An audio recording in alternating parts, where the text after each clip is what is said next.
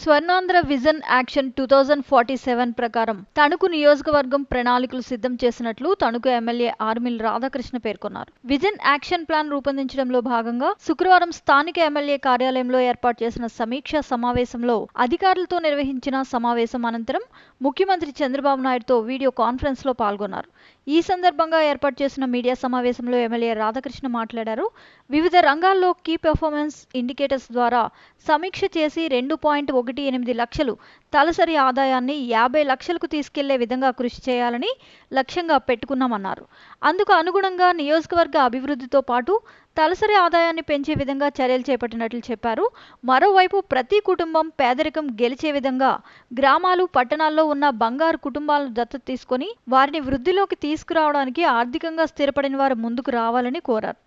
Vision action plan అమలు చేసే ప్రణాళికలో భాగంగా చైర్మన్గా, ఎమ్మెల్యేగా తనతో పాటు విద్యాశాఖ నుంచి జిల్లా స్థాయి అధికారిగా ప్రభాకర్, స్థానిక తహసీల్దార్లు, ఎంపీడీఓలు కమిటీలో ఉంటారని చెప్పారు.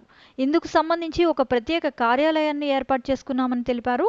అధికారులు, ప్రజలు సమన్వయంతో నియోజకవర్గ విజన్ యాక్షన్ ప్లాన్ తయారు చేసుకుని లక్ష్యాలను అమలు చేసేందుకు చర్యలు చేపట్టినట్లు ఎమ్మెల్యే రాధాకృష్ణ వివరించారు. నమస్కారాలు తెలియజేసుకుంటూ, ముఖ్యంగా మనందరికీ కూడా తెలుసు, ముఖ్యమంత్రి గారు స్వర్ణాంధ్ర 2047 విజన్ యాక్షన్ ప్లాన్ని రాష్ట్ర వ్యాప్తంగా తీసుకుని అదేవిధంగా జిల్లా చాప్టర్స్, కాన్స్టిట్యుయెన్సీ చాప్టర్స్ని కూడా ఏర్పాటు చేసి ఇందులో 2 రకాలైనటువంటి అంశాలను తీసుకోవడం జరుగుతుంది. ఒకటి, నియోజకవర్గాన్ని 2047కి ఏ విధంగా అభివృద్ధి పదంలో నడిపించాలి, ఏ విధంగా మనం ఒక యాక్షన్ ప్లాన్ పెట్టుకుని ఆ యాక్షన్ ప్లాన్కు అనుగుణంగా వాటిని అభివృద్ధి చేయాలి. దాంతోపాటుగా ఇక్కడ వివిధ రంగాల్లో ఒక కేపీఐస్ పెట్టుకుని కీ పెర్ఫార్మెన్స్ ఇండికేటర్స్ని అవన్నీ కూడా మానిటర్ చేసుకోవడంతో పాటుగా ఈరోజు ఉన్నటువంటి తలసరి ఆదాయం 2,18,000 ఏదైతే ఉందో దాన్ని 55 లక్షలకి తీసుకెళ్లాలనే లక్ష్యంతో పనిచేయాల్సినటువంటి అవసరం ఉంది. దానికి అనుగుణంగా నియోజకవర్గంలో ఈ అభివృద్ధి, అదేవిధంగా తలసరి ఆదాయం పెరగడానికి కావాల్సినటువంటి అంశాలను పరిగణలోకి తీసుకుని ఎప్పటికప్పుడు అవన్నీ కూడా చేసుకోవడంతో పాటుగా మరొక పక్కన పేదరికాన్ని గెలిచే విధంగా ప్రతి కుటుంబం కూడా పేదరికాన్ని గెలవాలనే లక్ష్యంతో గ్రామాల్లో కానీ పట్టణంలో కానీ ఉన్నటువంటి పేద కుటుంబాలని, బంగారు కుటుంబాలని ఈరోజు అడాప్ట్ చేసుకుని వారిని వృద్ధిలోకి తీసుకురావడానికి ఎవరైతే టాప్ 20లో ఉండి ఆర్థికంగా స్థిరపడినటువంటి కుటుంబాలు ఉన్నారో వారిని దత్తత తీసుకుని బంగారు కుటుంబాలని వారికి చేయూతనిచ్చేటటువంటి కార్యక్రమం. ఈ 2 కూడా ఈ విజన్ యాక్షన్ ప్లాన్ యూనిట్లో నిర్వహించడం జరుగుతుంది.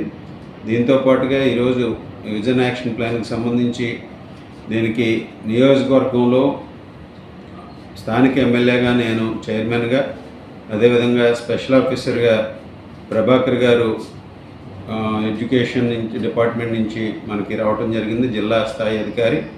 వారితో పాటుగా స్థానిక ఎంఆర్ఓ, తహసీల్దార్సు, ఎండిఓస్, అదేవిధంగా అకాడమిషియన్స్, అలాగే కొంతమంది ఫిలాంథ్రపిస్టులు కూడా ఈ కమిటీలో ఉండడం జరుగుతుంది. వారితో పాటుగా ఒక 5 మెంబర్స్ టీంని కూడా ప్రత్యేకంగా ఈ విజన్ యాక్షన్ ప్లాన్ ఇంప్లిమెంటేషన్ కోసం నియోజకవర్గ స్థాయిలో ఏర్పాటు చేయడంతో పాటుగా దీనికి ఒక కార్యాలయాన్ని కూడా ప్రత్యేకంగా ఏర్పాటు చేయడం జరిగింది.